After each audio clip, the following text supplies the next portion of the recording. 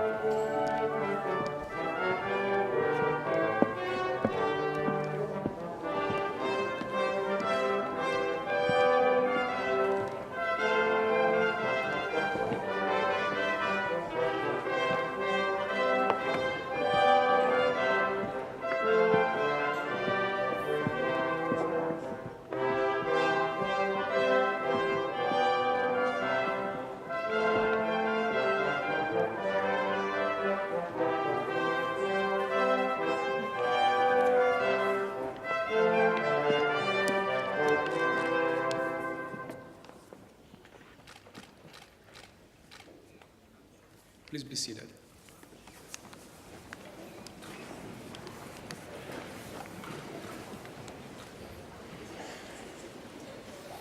Have a reminder here, keep calm and don't panic. Honorable President of the House of Representatives, Honorable Minister of Health, High Commissioner, distinguished guests, colleagues, a warm welcome to the 4th graduation ceremony of the University of Nicosia Medical School. I wish to recognize and welcome the family and friends of the graduates who have traveled from all over the world to be with us this afternoon, and those who are watching this ceremony through the internet, thanks to the live link provided by the Cyprus Telecommunications Authority. This is an important day for our graduates, their families, the school, our affiliated partner hospitals, and our academic partners in Cyprus and abroad.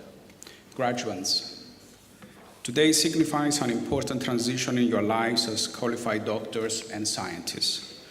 Together we celebrate your success and your transition from your academic studies to professional service.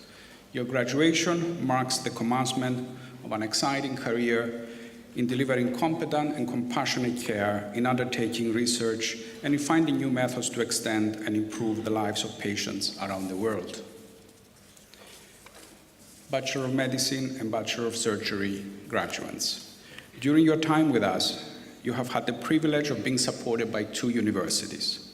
As graduates now, both institutions and their affiliated partners take a keen interest in your future career and achievements, and so we encourage you to stay in close contact with us. It is our hope that you have grown to love the communities that embraced you in Nicosia, Limassol, Tel Aviv, and Chicago, and that you will continue to visit us in the years to come. Biomedicine graduates, this year we mark your success in completing the first 4 years of the 6-year Doctor of Medicine degree, an intermediate Bachelor of Science award, yet a rigorous and innovative program. You have been equipped with the tools of scientific inquiry and the skills for clinical reasoning, which provide a strong foundation as you progress towards the clinical phase of your education. To the family medicine graduates, we hope that your tenure in the Department of Primary Care and Population Health will enable you to become leaders in family medicine and to be active in patient care, education, research, health policy, and service in Cyprus and internationally.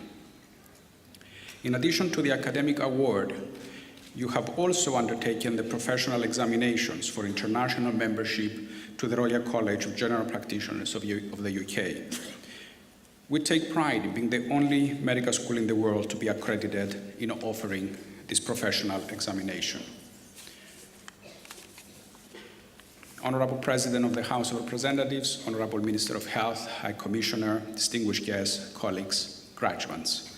Today we also celebrate the completion of another successful landmark year in the life of our medical school.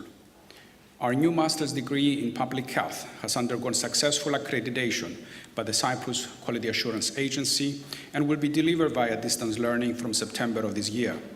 It is an important addition to our postgraduate degree offerings, which will give new impetus to population health research in Cyprus and regionally.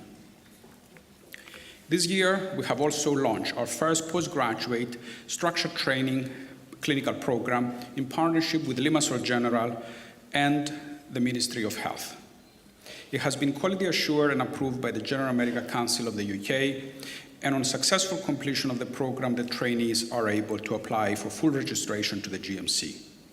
We're justly proud of our collaboration with St. George's University of London, the Limassol General Hospital, and the Ministry of Health, the GMC and Health Education England in bringing this postgraduate clinical training program to fruition. In the field of research, our faculty are making a significant impact with a strong publication record of books, chapters, and peer-reviewed articles by serving as editors of major research journals and actively contributing in international conferences and training sessions. In the coming months, we'll be establishing a multidisciplinary neuroscience research center with a focus on new technologies and innovations. Our students have also participated in research and have gained experience in presenting conference papers and posters in local and international conferences. Our own professor, Sir Sabaratnam Arulkumaran, has been particularly active in organizing clinical training seminars for doctors and midwives on topics ranging from labor ward emergencies to essential life support in obstetrics and liver disease in pregnancy and lactation, to name just a few. In these seminars, our students present the result of their research studies as well. The medical school maintains an unparalleled record in outreach work in the community. The mobile clinic has visited several rural and urban areas of the country, enabling our medical students to offer free diagnostic tests and to educate the public with the support and supervision of our faculty. Procedures have included electrocardiograms, orthopedic examinations, blood pressure and glucose tests, and ophthalmological and skin examinations. During this academic year, over 530 teenagers have benefited from the presentations delivered by our medical students to high school students. Topics have included such issues as smoking and healthy eating. The medical school is working with the Federation of Business and Professional Women and with the Ministry of Health in offering a cervical cancer screening program for women living in remote communities of Limassol and the Larnaca and Famagusta districts. The Health Center of Ormidia in the Larnaca district and the Pachna Health Center in Limassol are acting as the focal points of the campaign. Our teams of specialists and students have visited each center once a month, providing information and offering free pap tests to women aged between 25 and 65 years. It is estimated that by the end of June 2018, over 300 women will have been examined at both centers, and the work will continue in the following academic year in order to reach as many women who require the service as possible. Special thanks are due to our clinical faculty member, Dr. Savas Argyridis, for his contribution to this highly valued outreach work. Our medical school is at the forefront of academic achievements, scientific inquiry, and community engagement for the benefit of our students, faculty, and our country.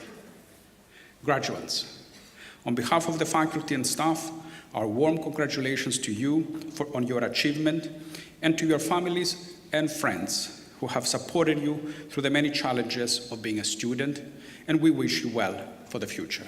Thank you.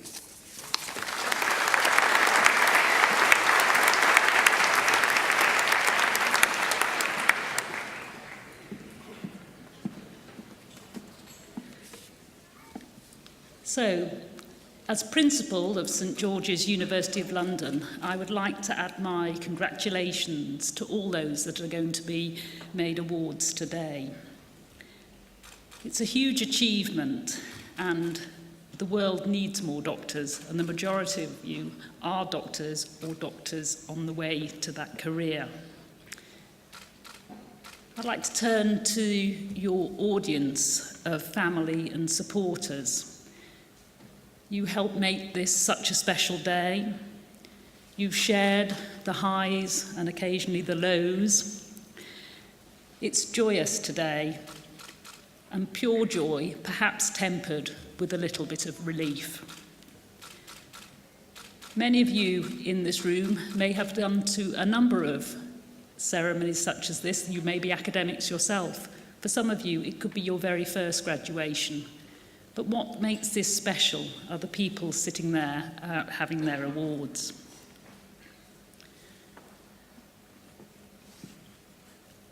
The people coming across the stage today have chosen a terrific location to study. And after a particularly tedious, soggy and wearing winter in London, I can tell you it beats a soggy tooting hands down. The hard work has paid off, and indeed the award is worthwhile. You may think that's a very obvious thing to say, but a YouGov poll in 2015 was done and found that 37% of the population thought that their job had no meaningful world contribution at all. In other words, if they disappeared, what difference would it make? Certainly the same can't be said for you. I remember this point in my career very clearly, and for me it was a wonderful relief to actually feel as though I wasn't unnecessarily consuming oxygen, but in fact I was serving a useful role.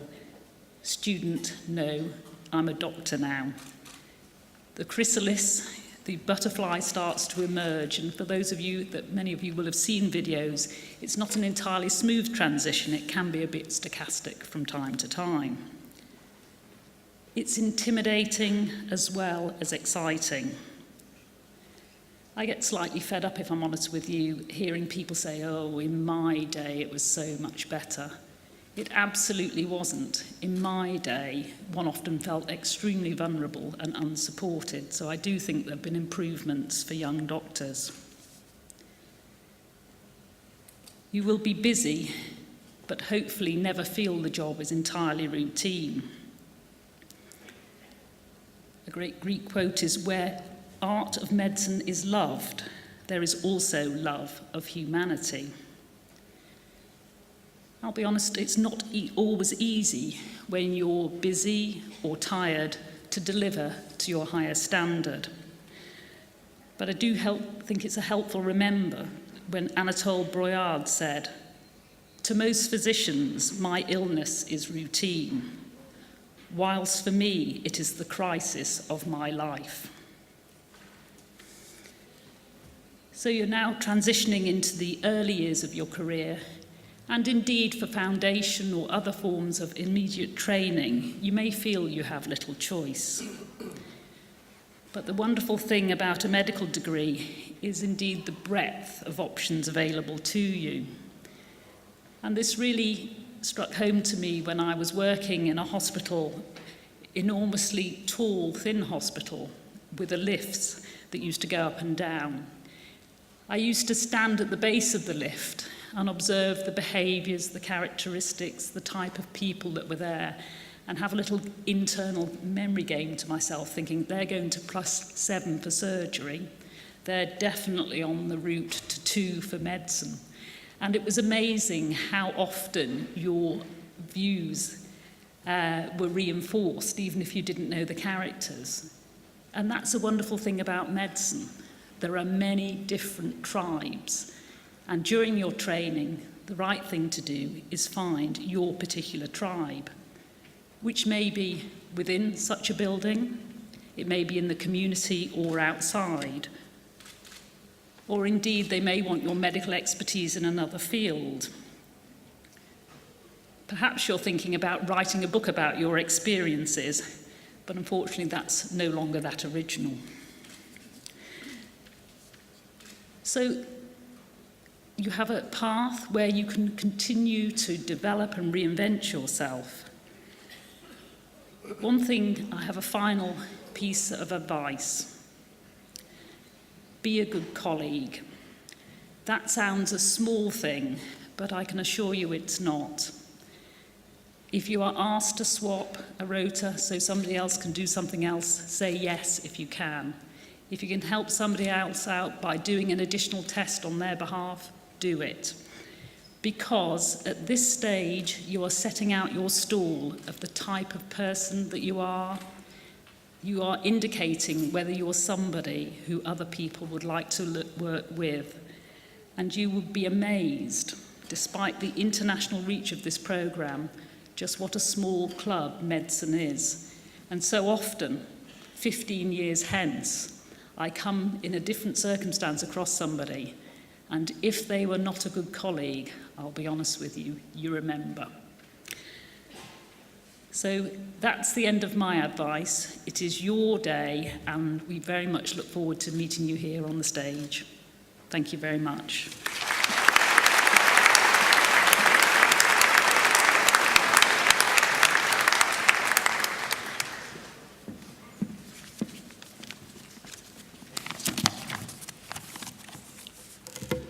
Honourable President of the House of Representatives, Honourable Minister of Health, High Commissioner, distinguished guests, colleagues, dear graduates, families and friends of the graduates, welcome to the fourth graduation ceremony of the University of Nicosia Medical School.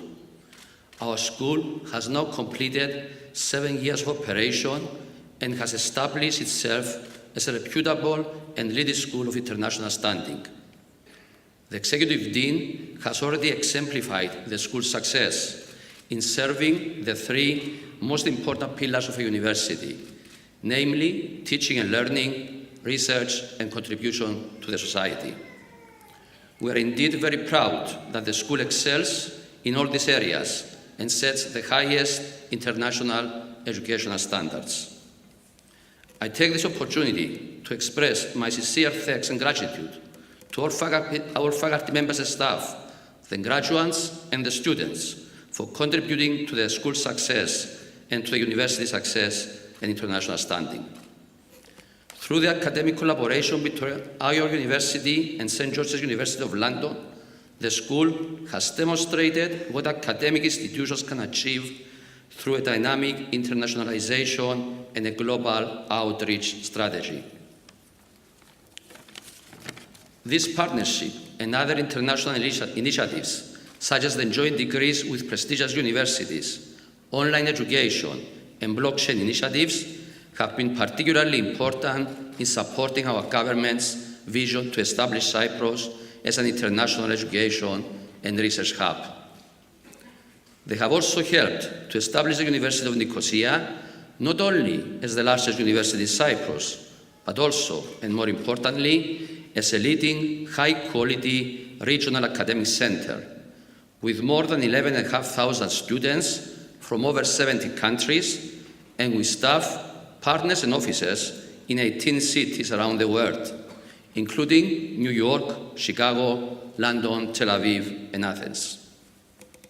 Dear graduates, on behalf of the academic community of the University of Nicosia, I would like to warmly congratulate you on your achievement. We are all extremely proud of you. Your presence today honors us and gives us great pleasure as it transforms this day into another milestone in the history of our university. Today's graduation, more importantly, marks an important milestone in your life. The academic award bestowed on you is an endorsement of your intellectual capabilities and a reward for your hard work during your studies. Thank you for being here with us today and for being part of our life as active learners, friends, collaborators, co-workers, and more importantly, as co-creators of knowledge. Remember that we live in a globalized, knowledge-based society that is dominated by the Fourth Industrial Revolution. Technology transforms the way we live, work, and socialize.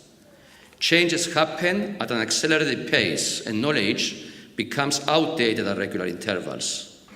You should be very proud of the academic degree you have earned. At the same time, do bear in mind that in a such fast-changing environment, you will need to embrace active, self-directed, and lifelong learning as a means of maximizing your degree's potential.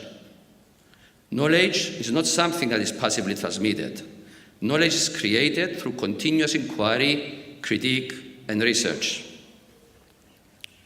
The fourth industrial revolution will also make us all, but especially doctors, to question, in my mind, our existence and the way we define ourselves as human beings. Emerging disruptive technologies such as artificial intelligence, machine learning, augmented reality, the Internet of Things, nanotechnology, and biotechnology are already transforming our environment into a complex, augmented one, populated by robots, holograms, and virtual and augmented spaces. Wearable technology is rapidly evolving into human-augmented technology.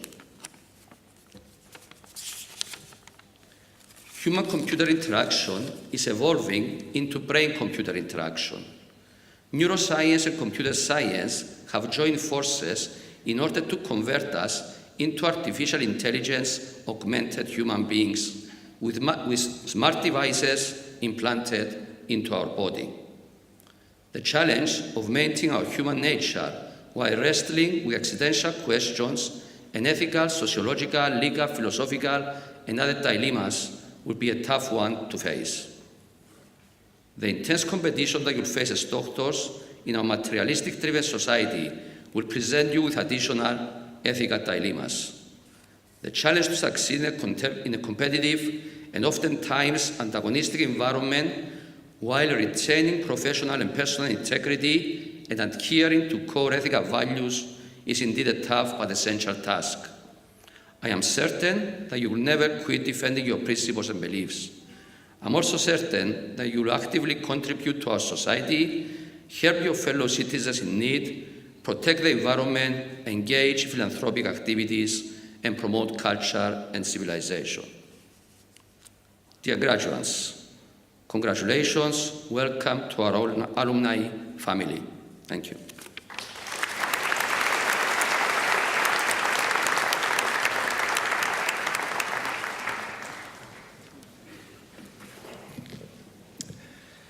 Honored guests, colleagues, it's an honor and a privilege to introduce the graduating class of 2018. Bachelor of Medicine and Bachelor of Surgery graduates, congratulations on your achievement. This is indeed a very proud moment for you and your families. Well-deserved reward for years of commitment and hard work. A unique transition and a true academic and professional milestone. On behalf of the University of Nicosia Medical School, I present the following candidates for the degrees of Bachelor of Medicine and Bachelor of Surgery of St. George's Hospital Medical School, a constituent college of the University of London. Abate Alpha Lul.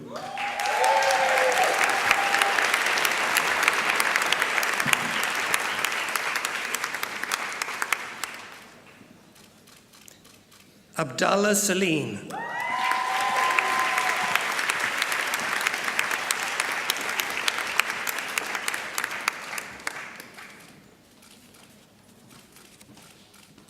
Abu Jauda Jennifer.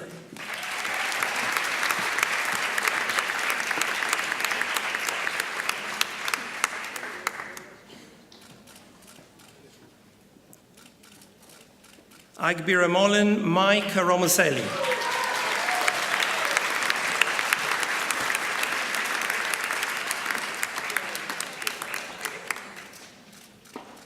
Aljundi Nasser Adib.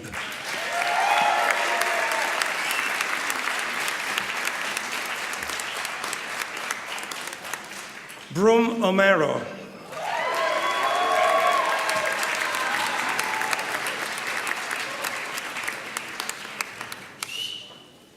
Amdidis Pandelis Peter Constantine.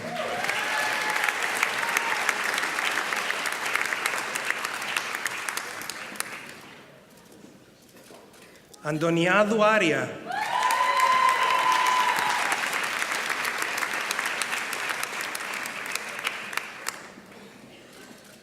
Armata Iliana Frosini.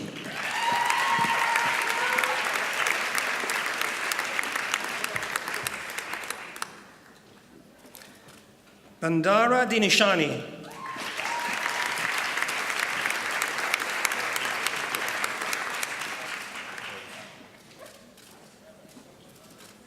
Baidun Ahmad.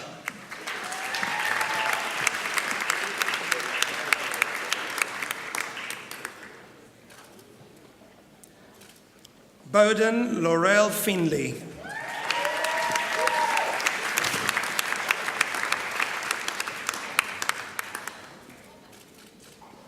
Chaula Sanchit.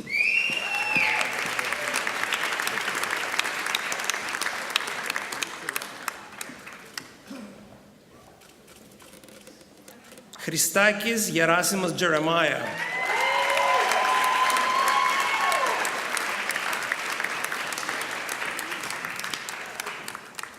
Chudasama Ashish.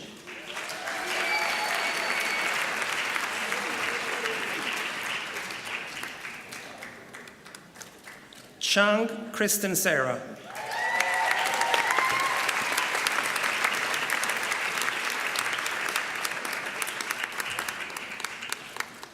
Elamuri Sami.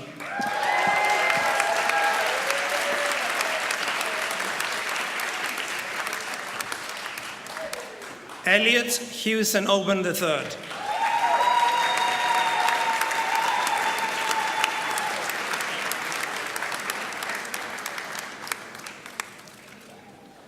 SMN Yamur.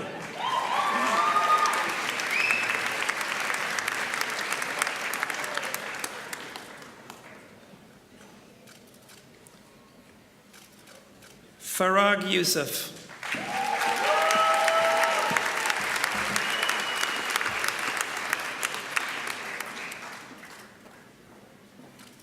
Ferrari Eliana.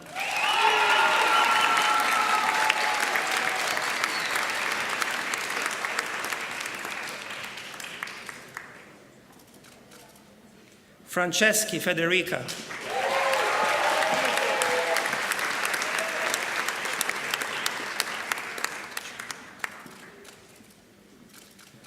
Judy Chain Andrea Ilaria.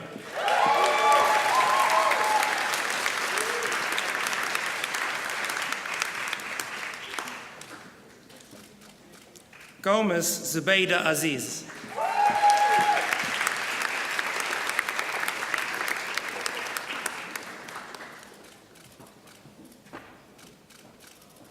Grace Natasha Louise.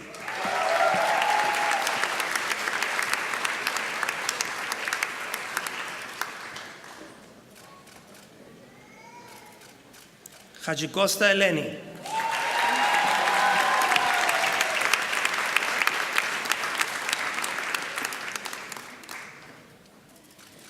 Hajisavas Nikolaos.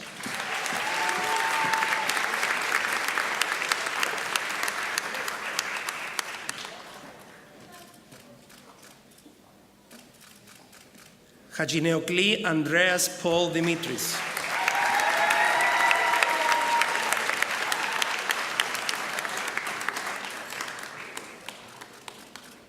Hassan Kanzul.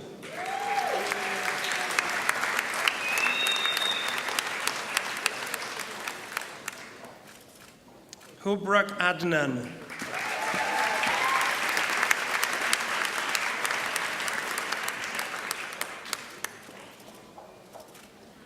Hussein Fuhana.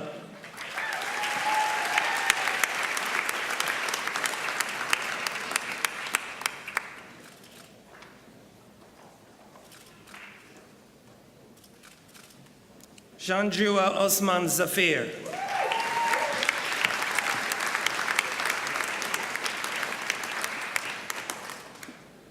Jones Erika Lachey.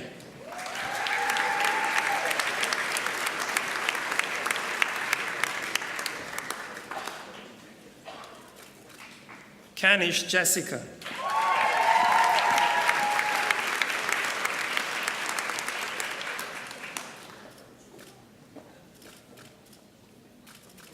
Latwork Michael Ryan Jason.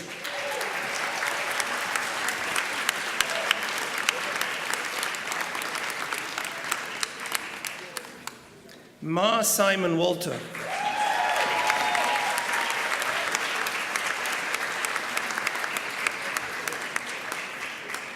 Maini Priya Shobha.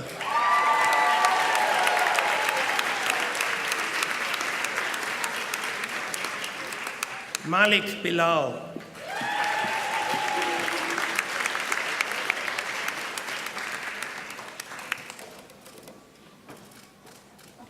Marco Limor.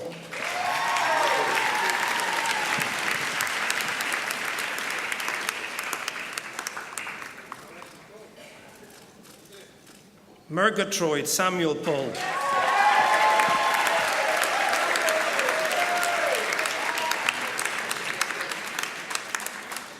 Myers Christian Terrence.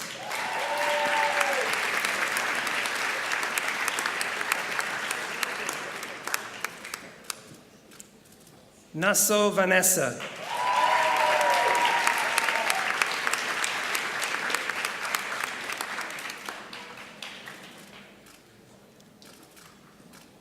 O'Donnell Rory.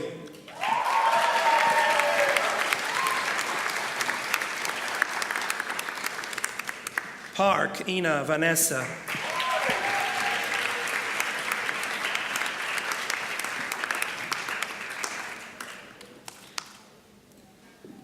Pellets Madar Rachel.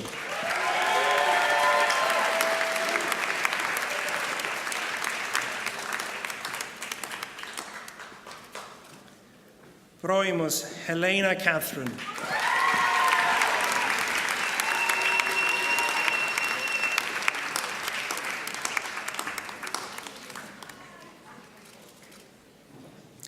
Pursley Emily Rose.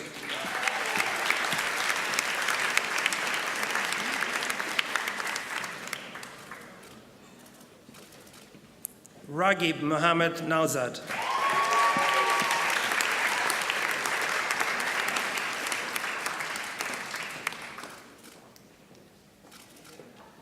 Raymond Zain.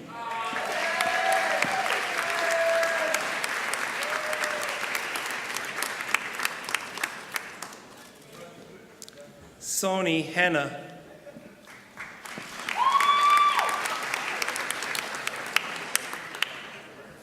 Siak Julius Young.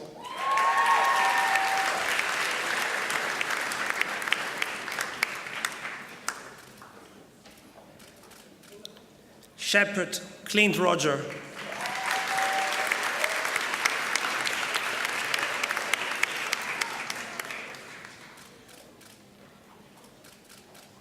Sidhu Mahambe Singh.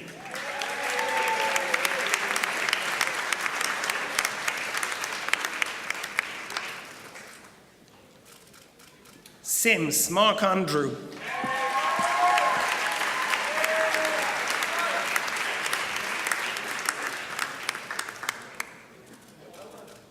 Singh Sanveer.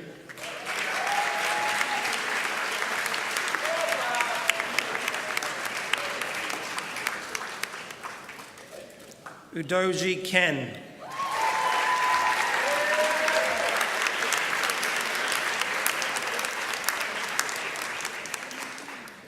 That concludes the presentation of the degrees of Bachelor of Medicine and Bachelor of Surgery of St. George's Hospital Medical School.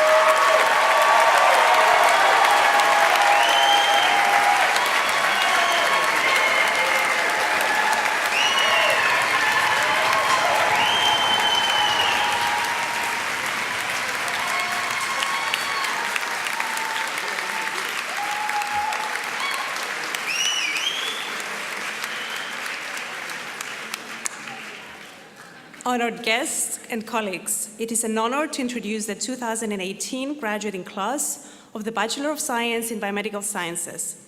This degree is awarded to all students who successfully complete the first 4 years of the Doctor of Medicine program.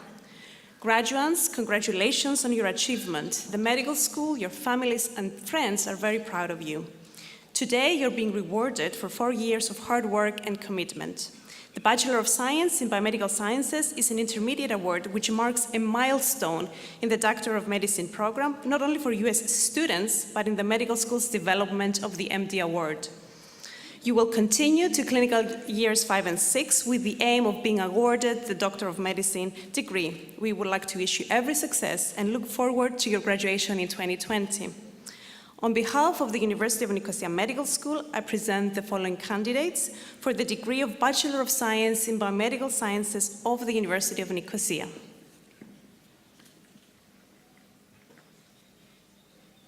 Al-Sirawan Omar.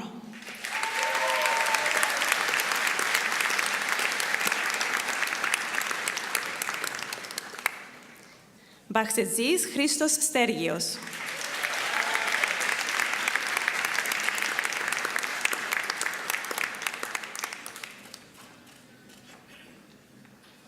Bekas Spiridon.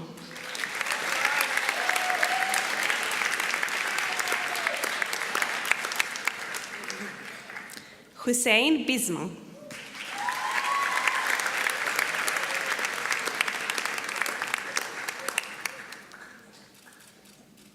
Kanarakis Maria.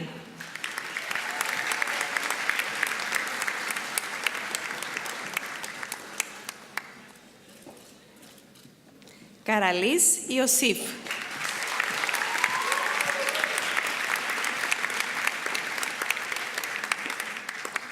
Κουλαϊδής Ιωάννης Φίβος.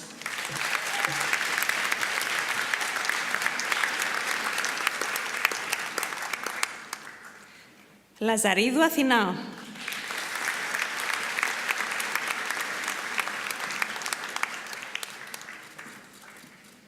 Λογιάλα Τζέροσιν Βισάνη.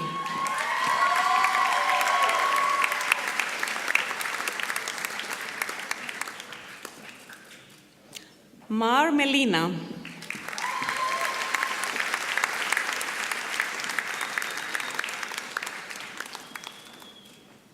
Μιχαηλίδης Αθηνά.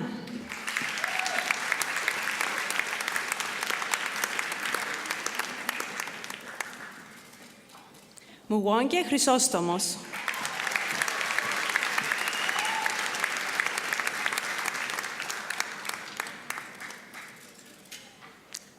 Παπαϊωάννου Αντιγόνη.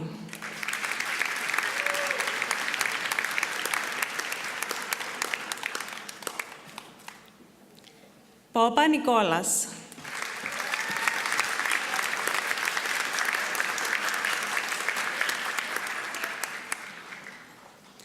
Πιτισέτιν Κάραβ.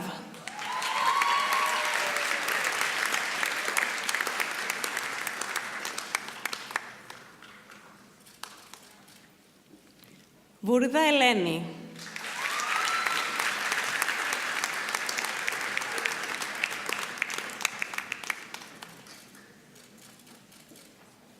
Ιουσέφη Τσανάζ.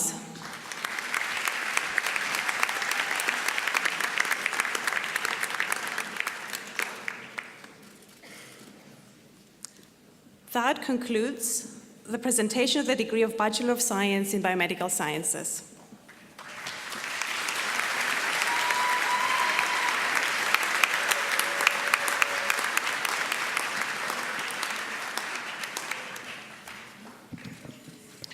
Ladies and gentlemen, starting in 2016, the University of Nicosia Medical School and the Thalassemia International Federation jointly award on a biannual basis the Panos Englesos Prize.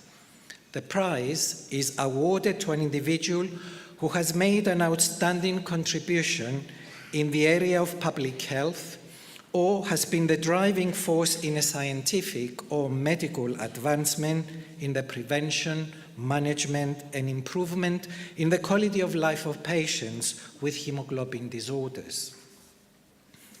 As chairman of the selection committee, it gives me great pleasure to announce that the 2018 Panos Englesos Prize is awarded to Professor Christos Khatami.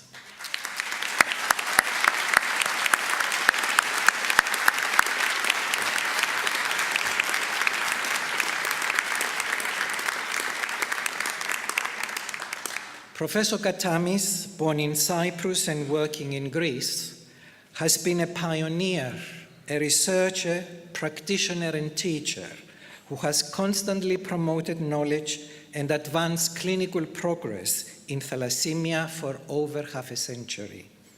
A pediatrician with an interest in hematology, he has been a contributor in every aspect of thalassemia, from diagnosis, being the first to describe the one-step osmotic fragility test for carriers, a test still used today in many countries for screening, to the pathophysiology, the complications, and also the important areas of growth in young children and the endocrinological problems they faced.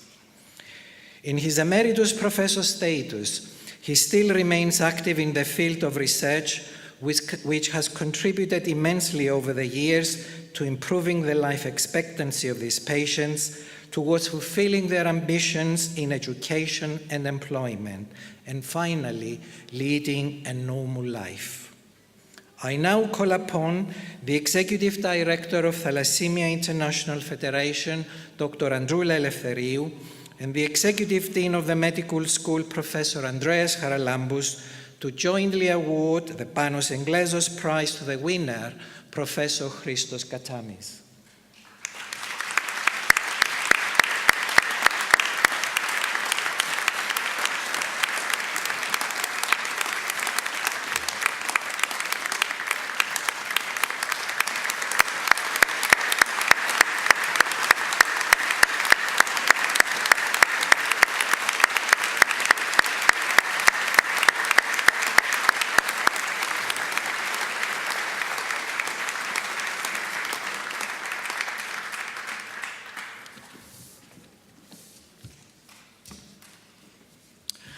Distinguished guests, dear colleagues, it is my pleasure to tell you about some of our faculty members who, like our medical students, have successfully completed a rather different qualification, the St. George's Postgraduate Certificate in Healthcare and Biomedical Education, the PG Cert HBE for short.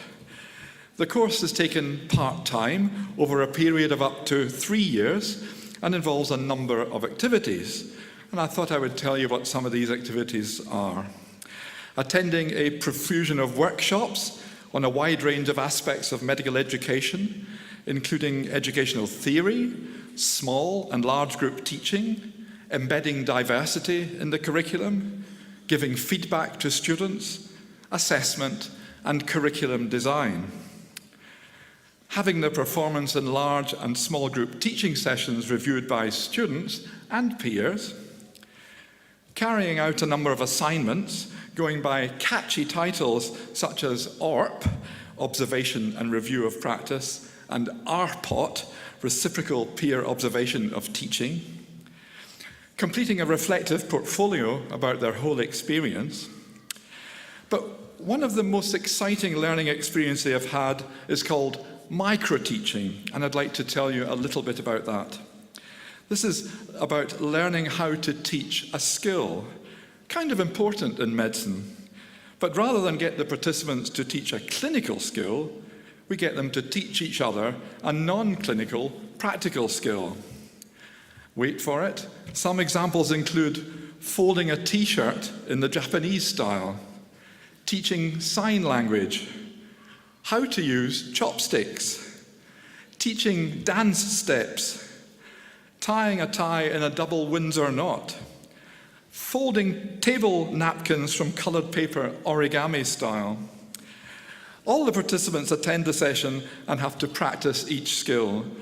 The whole session is a giggle from start to finish, but they do learn a lot from it. The PG Cert course is actually of considerable benefit to our students as a result of the participants' improved teaching skills and their understanding of how students learn. So, without further ado, and on behalf of the University of Nicosia Medical School, may I present the following people for the award of Postgraduate Certificate in Healthcare and Biomedical Education of St. George's Hospital Medical School, a constituent college of the University of London.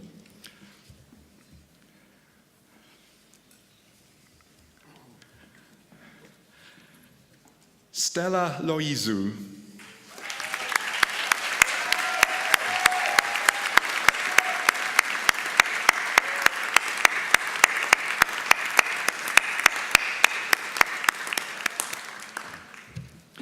Carrie Rodemar.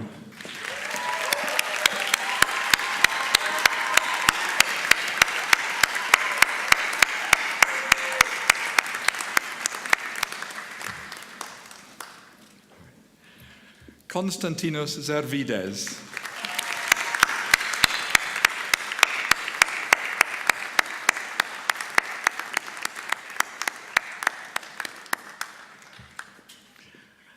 That concludes the presentation of the Postgraduate Certificate in Healthcare and Biomedical Education of St George's Hospital Medical School. Thank you.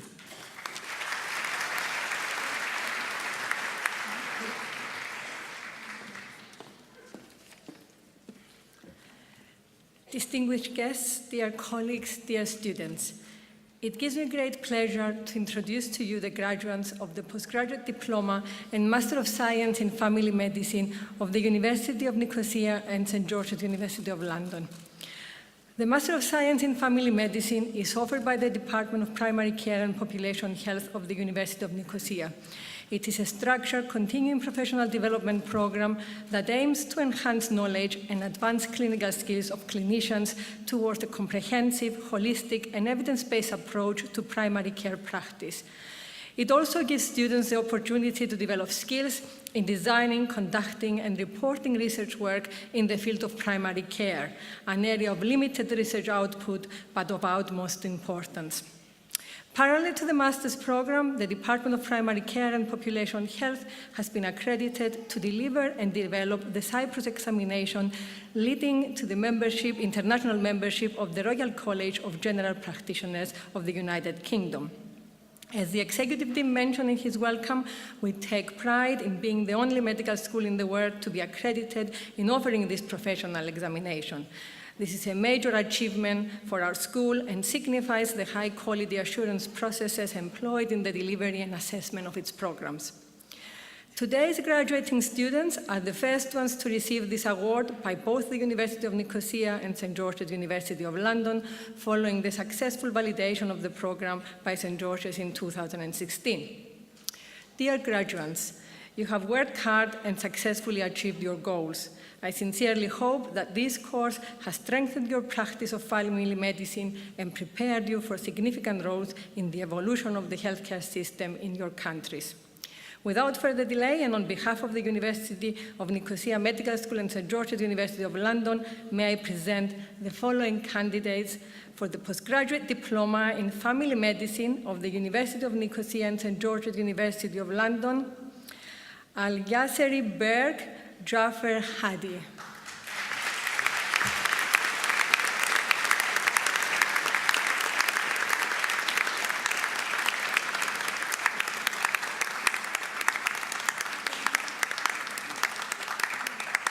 For the Master of Science in Family Medicine of the University of Nicosia and St George's University of London, Cotter Irene Catherine.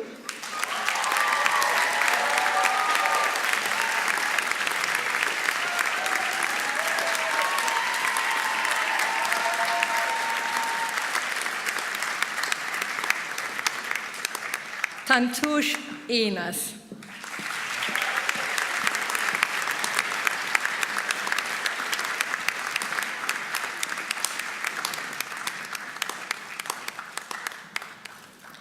This concludes the presentation of the Postgraduate Diploma and the Master of Science in Family Medicine of the University of Nicosia and St George's University of London.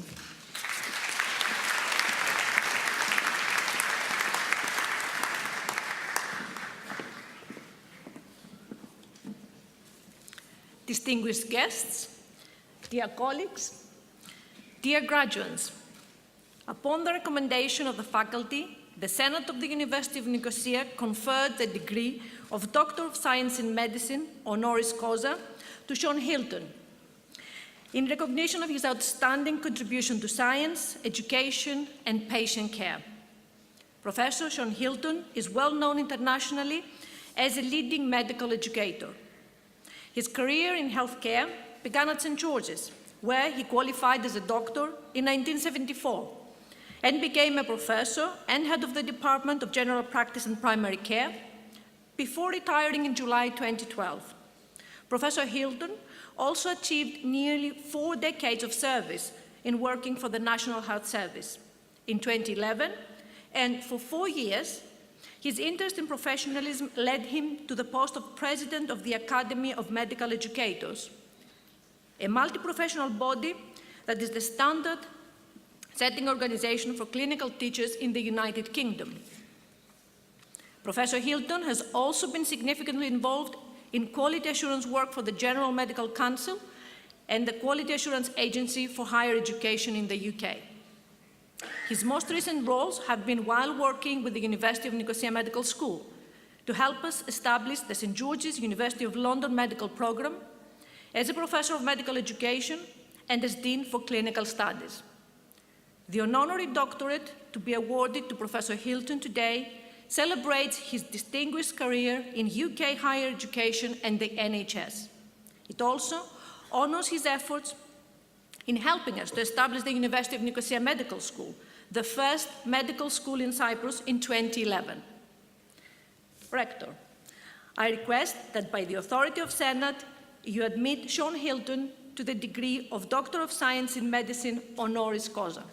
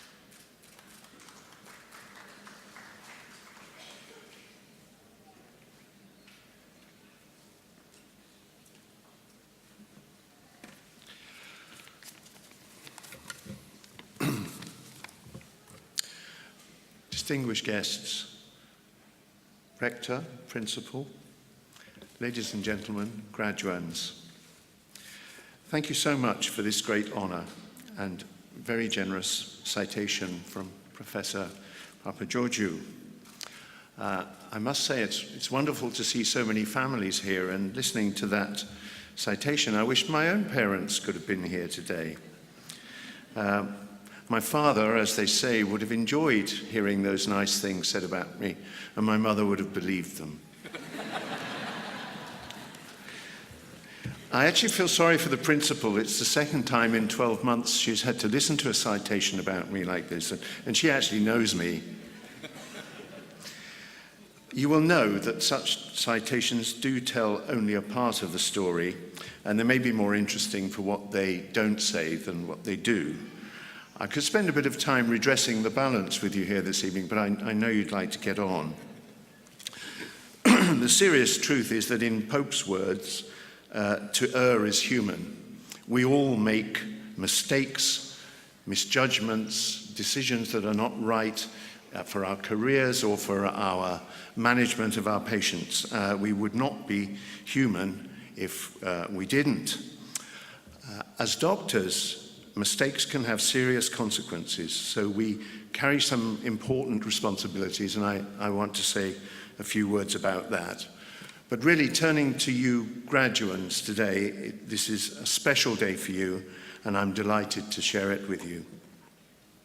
To those MBBS 4 graduates today, many congratulations of mine are added to what you've heard already. It's a wonderful achievement, and I wish you all the best for the future.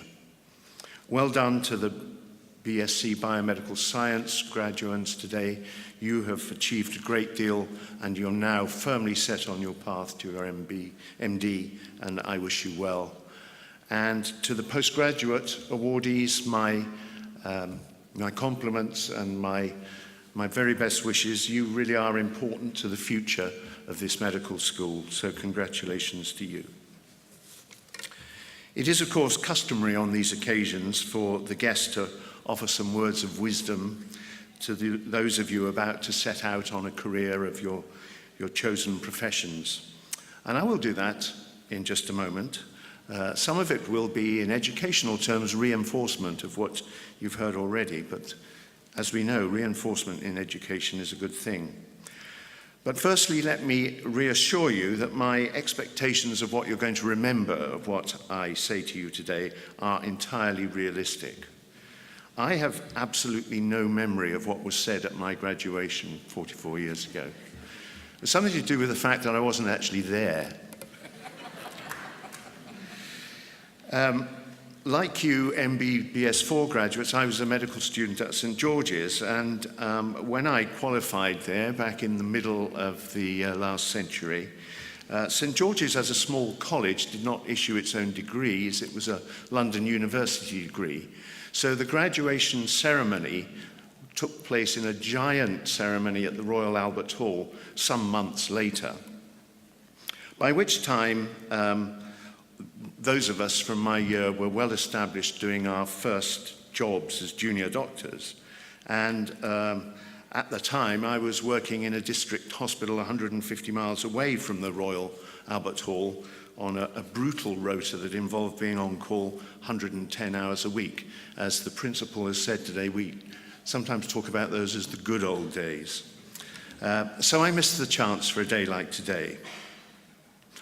I'd like to say three things to you in particular as entrants into the medical profession today. That what I hope from you as doctors and as graduates, particularly from this medical school. They also happen to be about how I believe you can minimize those errors and misjudgments that we all make and their impact on practice. I'll call them 3 Ps for ease of memory, and we all need our mnemonics. I need them more than ever, I think, these days. The Ps are pride, professionalism, and patient-centeredness. Pride means satisfaction in and pleasure in one's own or others' achievements. Too much pride, we stray into vanity, arrogance, disregard for other people's views. We don't want that from our graduates. Please, please guard against these. They can creep up unawares. But it is good to take pride in what you've achieved to date and the intentions with which you begin your medical careers. If you use that pride in the right way, you'll strive to maintain and improve your performance, your standards, and your working relationships. Professionalism. It's not simply being polite to our patients and colleagues and turning up on time, although that is a part of it. Professionalism encompasses the totality of your actions as a doctor.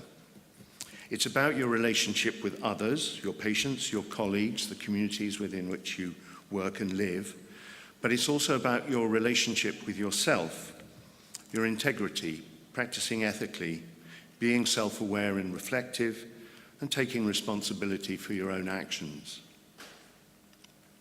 You'll know that the United Kingdom's General Medical Council, you'll know from your curriculum, based its guidance for medical schools in its publication Tomorrow's Doctors on 3 roles for the doctor: as scientist and scholar, as practitioner, and as professional. Today we celebrate this really important watershed in your career, but of course your learning doesn't stop here. We've been striving to give you the grounding in knowledge to be a scientific and scholarly doctor, the clinical and communication skills to become effective practitioners, and the building blocks of attitudes and behaviors to become a good professional. So knowledge, skills, attitudes, parts of almost every vocational or professional qualification. But there's something more even than that to professionalism. If you will all forgive my temerity to stray briefly into the Greek language for a moment, someone rather wonderful worked this out more than 2,000 years ago. The words are episteme, techne, and phronesis, coined by Aristotle. Of course, Aristotle wasn't writing about the subject of medical professionalism, but of how we can act well or virtuously in difficult situations and be of good character. But in my view, it can't be bettered in capturing the essence of professionalism. Episteme is the base of knowledge and understanding for doctor as scholar and scientist. Techne is the craftsmanship or art that makes you a clinician and a practitioner. Phronesis is most often defined as practical wisdom or prudence. In medicine, we see it as sound clinical judgment and a steering away through complex situations or frequent conflicts of interest which arise in cases. So it's not a direct equivalent of attitudes or even about having the right attitudes. You are all on the road to phronesis, but you're not there yet. You have got more experience and practice under supervision to come for some years. And as that comes, remember, as Aldous Huxley said, experience is not what happens to you, it's what you do with what happens to you. Now, professionalism is not set in stone. It responds as society changes, and its tenets will change further during the course of your clinical lifetime in ways that probably we can't predict today. You need to be ready for that and accepting of it.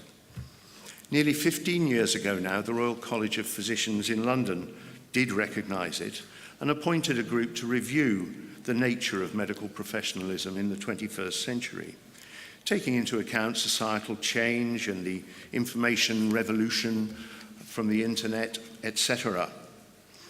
And they concluded that in some areas there had been undoubted changes, as in moving from paternalism of the doctor knows best towards partnership with patients, from tribalism to collegiality. They really did conclude that. Other areas were modified, such as being a self-regulated, internal-looking profession to one that was openly accountable, and from doctors owning the mastery of knowledge about medicine to the fact that it's out there for everybody to be aware of and to be abreast of continuing development. But most significantly, the RCP laid out the areas of professionalism that are unchanged since Aristotle's time: trust, competence, ethical practice, integrity, honesty, and a sense of vocation. However things change in the future, I very much doubt that these qualities will lose their essential status as components of medical professionalism. We, the Royal We, have spent a lot of time assessing and shaping your professional behaviours during your course with this in mind. I'm sure at times you'll have wondered why so much concentration on it. But nobody becomes a top professional, whether they're a surgeon, opera singer, or chess master, without an onerous level of practice. The third, patient-centeredness. Well, this may seem too obvious. Without patients, we have no reason to exist, of course. You may have encountered the term patient-centered professionalism, and you might, like me, have argued that that's a bit superfluous. Surely if you practice as good professionals with your episteme, techne, and phronesis, you will most certainly be patient-focused and patient-centered. However, I urge you to remind yourself of the importance of this whenever that reality slips to the back of your mind. And it will. Unless you truly are a saint, there will be times when you resent patients, not as individuals, but as problems, more pressure, more demands. It's human nature. You may be working under stressful and tiring conditions, and such environments can turn into organisations that are not patient-centred or even patient-friendly. One of my career heroes and mentors is Sir Donald Irvine, a reformer and champion of patient-centredness, who is the only general practitioner ever to be president of the UK's General Medical Council. He's toured the world, and he records that nowhere did he find patient-centredness better represented than in the Mayo Clinic, the Rochester, USA Centre of Excellence. Every staff member in that organisation lives by the Mayo dictum, the needs of the patient come first. And they should. So I emphasise this P not because it's self-evident, but because it's not always easy. If things are getting difficult, remind yourself of why you took up your profession. It takes you back to your strongest values. Of course, if you wanted to become a professional for status and a comfortable lifestyle, you risk becoming a mediocre professional. But if it was to fulfill a demanding but caring role in helping others with complex problems, and you all said that or something very similar to it at your interview, otherwise we wouldn't have let you in, then that will sustain you. Compassion and empathy are entirely compatible with high-quality healthcare. In fact, they're essential. But they are demanding, and you'll risk compassion fatigue and burnout, and you'll need strategies to cope that involve families, friends, and mentors. If you're doing okay, as I'm sure you will be doing for the great majority of the time, remember that others you work with may not be. I remember once, as I poured scathing remarks on someone I thought was not doing their job, being chided by another mentor of mine to tell me that nothing so bedevils human relationships as that we judge others by their actions and ourselves by our intentions. Good luck.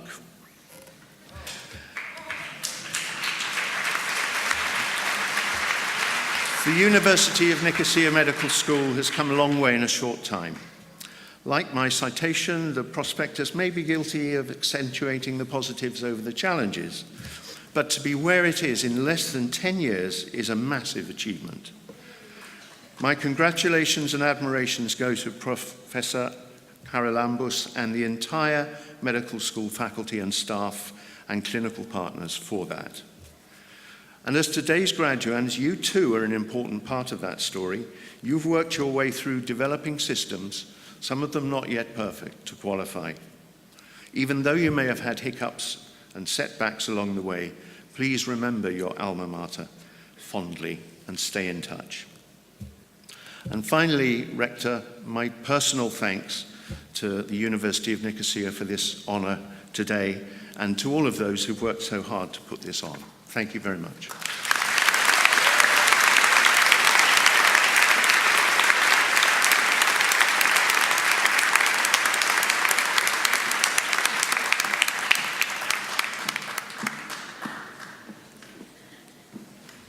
So, I would really like now to invite the MBBS graduates to stand.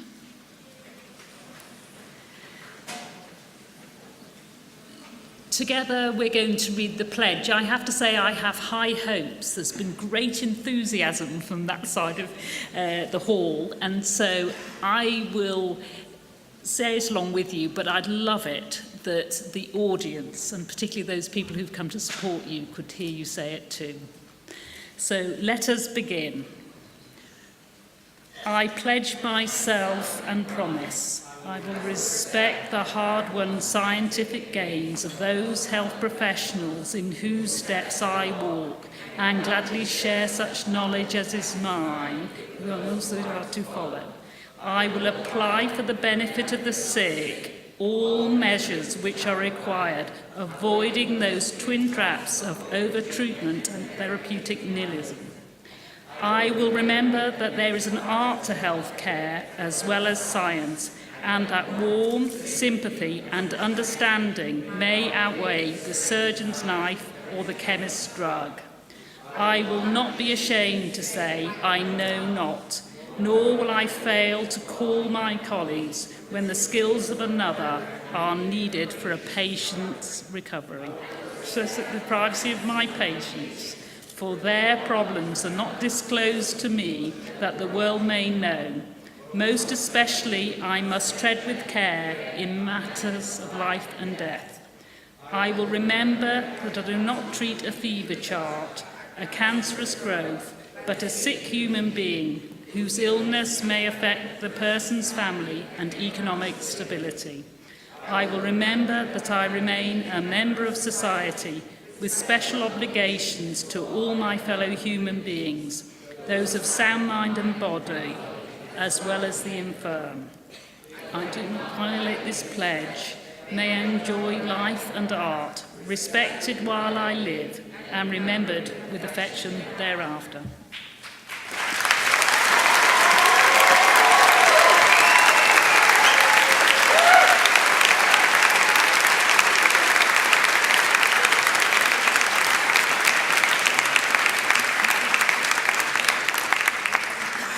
We have now reached the end of the graduation ceremony.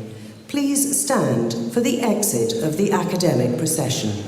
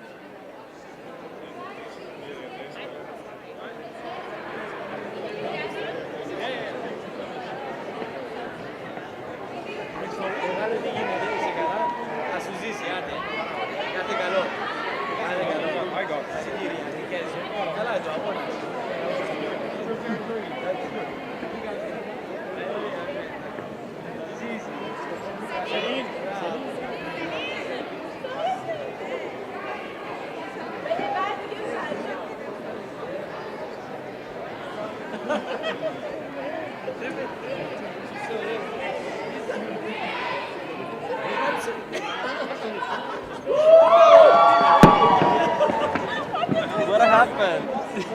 Was your husband there?